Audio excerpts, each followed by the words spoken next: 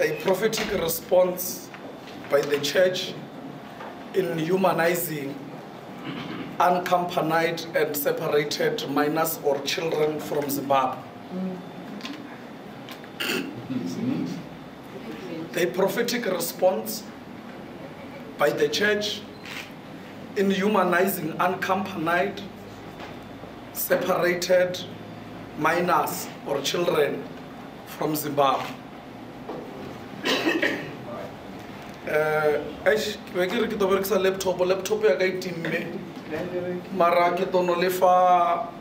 What I tried to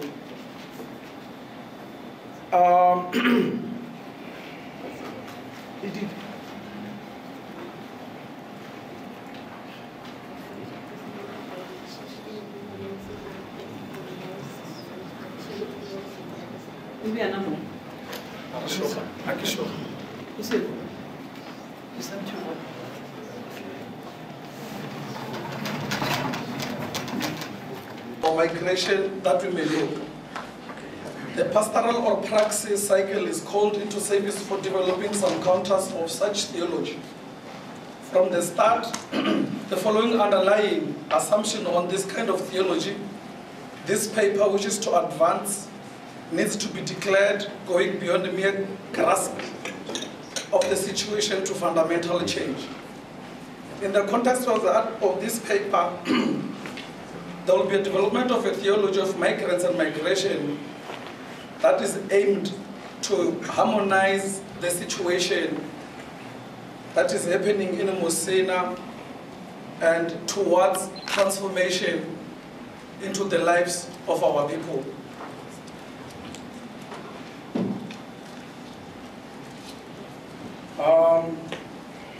It has proven in the entire society that fighting of ideologies and political or politics interest has caused many people and countries to suffer, and the issue of religious wars have contributed in the human suffering and the loss of innocent bodies through the civil unrest of the countries, families, and others.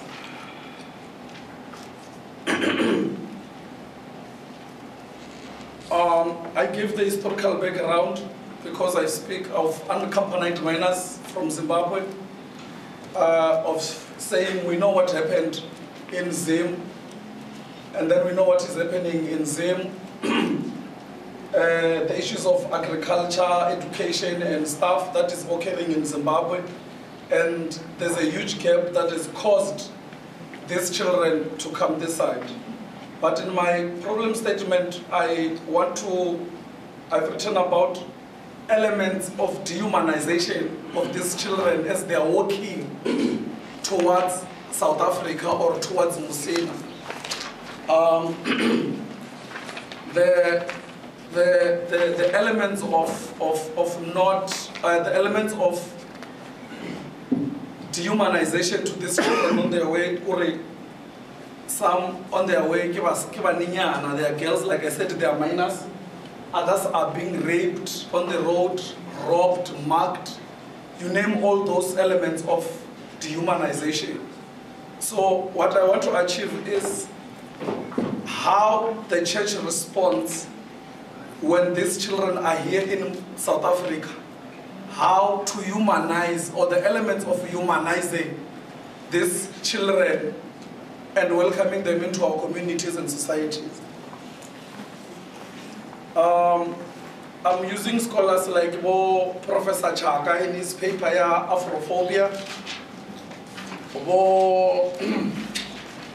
Professor Vuyanevele,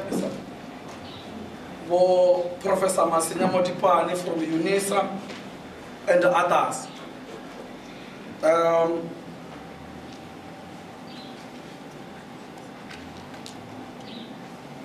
Also, I have speculated that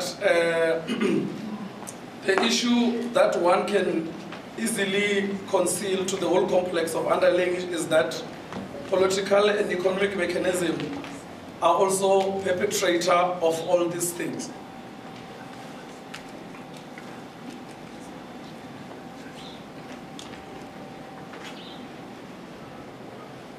So the church must take an advantage of humanizing all these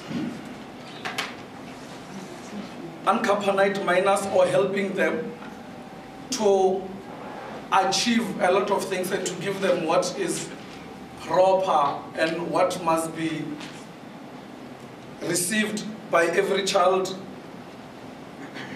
in this country. There's where I've alluded and quoted Act 38 of 2005 in our constitution, the rights of children, because already these children are in our society. The relationship also of international organizations like the United Nations of Human Rights, the IOM, which is the International Organization of Migration, Save the Children, and others.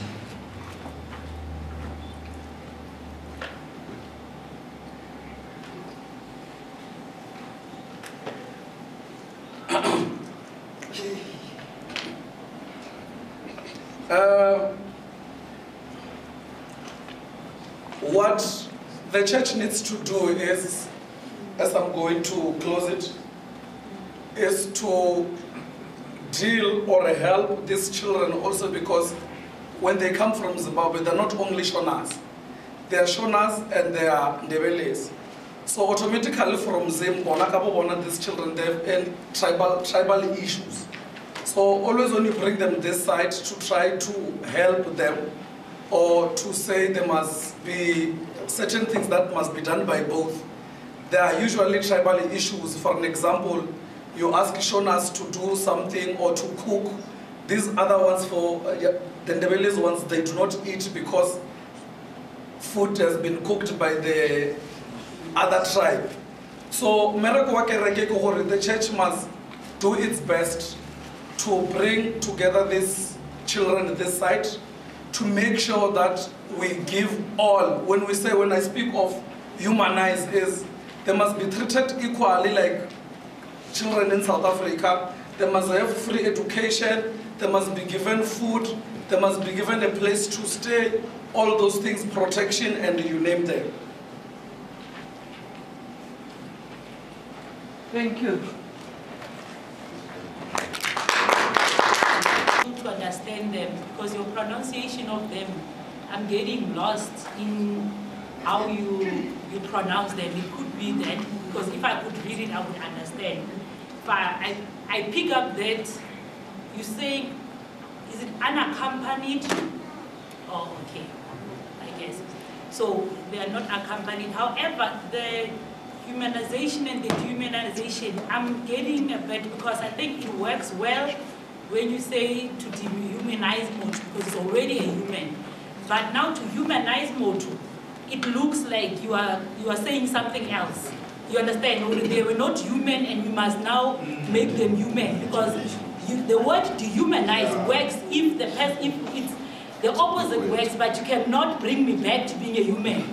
So you need to be careful, I think, if we have to go back with basic English, to say, you know, to either, what you call, to bring back their dignity. You understand? Their dignity was taken away from them, but they never lost their humanity or being human. So that's why I'm just battling to understand you, because of the pronunciation and the big words. So try maybe, and when I'm reading it, because I believe that's how it will be evaluated, by reading the person will understand. But I'm really struggling with the humanization part. It gives a very contradicting way of your understanding that a person can use their humanity. That you can never take the fact that I'm a human. It doesn't matter how much you taint my image, or you know, yeah. So just use that so that your argument or your assignment or whatever the research, you don't focus on fixing such things, then we miss the actual core of the message.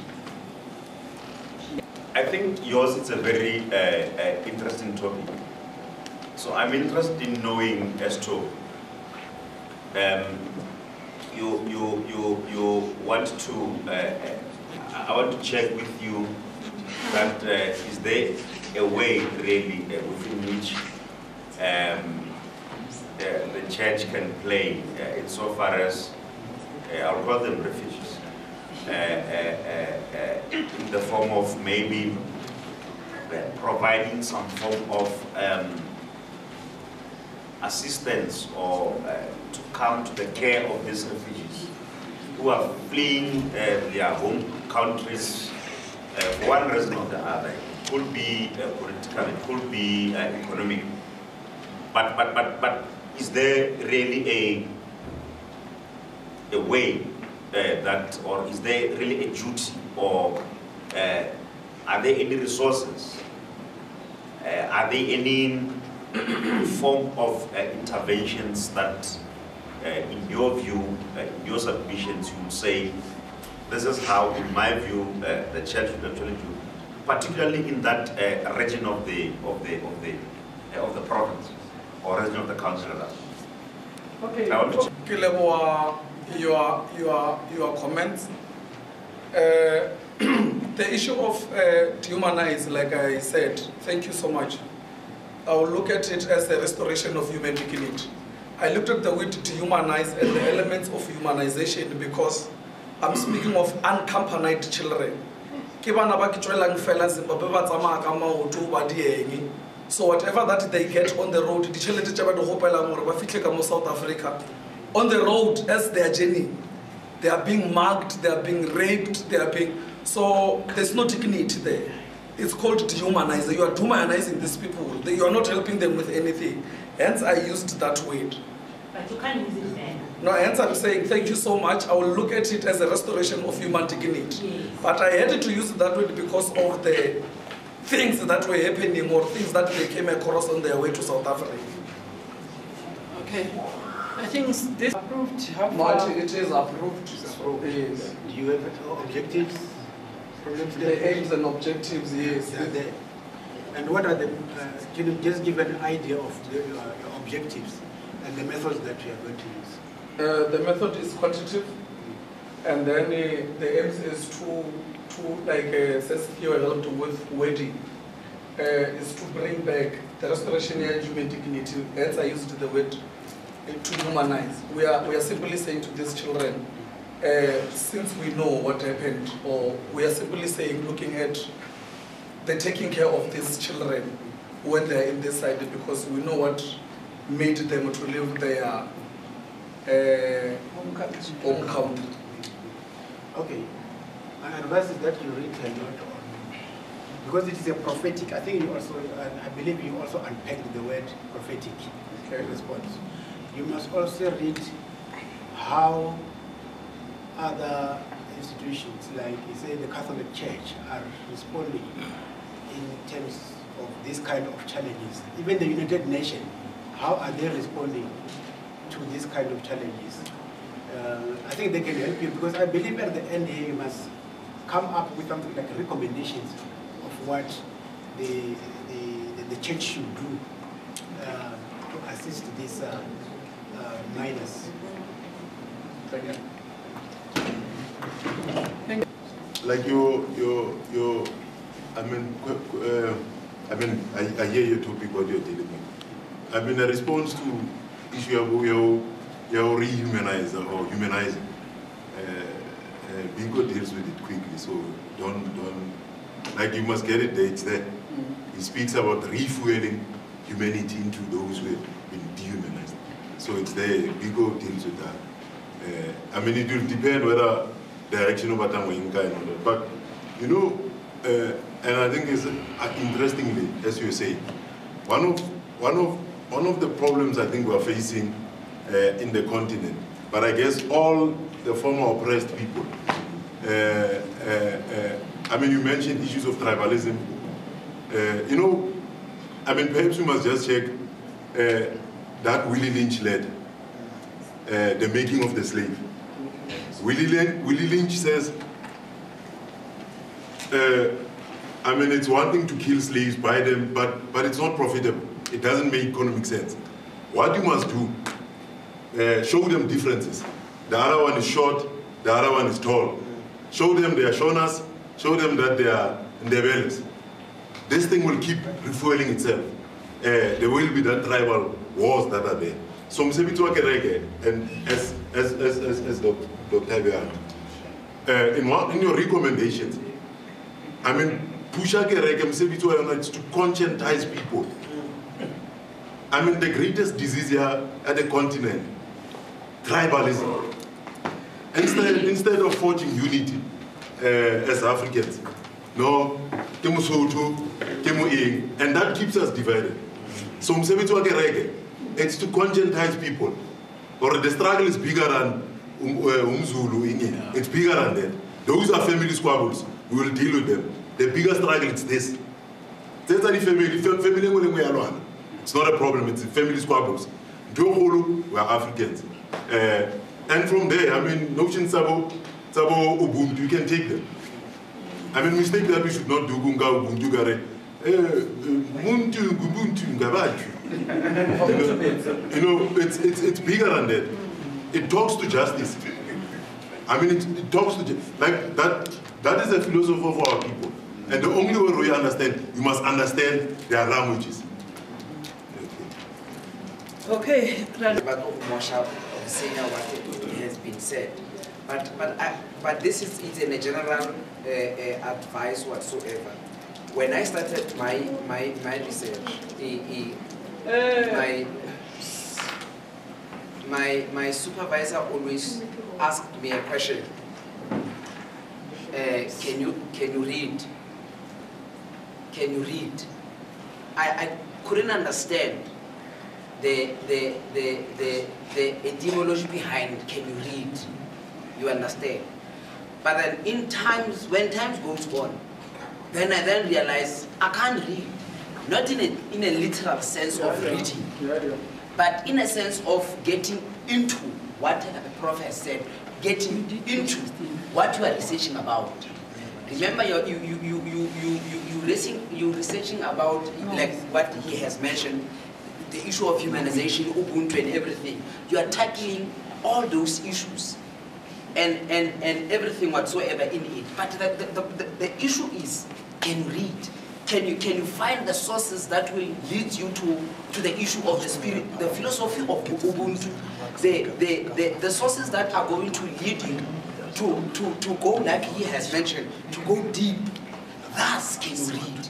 Because the problem that we always have, that I had to find to get into the books and read, to get the gnosis, the knowledge of what you are researching about. Because if you can't, like Prophet said, if you can't deal with your problem statement, Kena, you have messed everything, number one. Two, if you don't know your research methodology, how are you going to methodologize your research?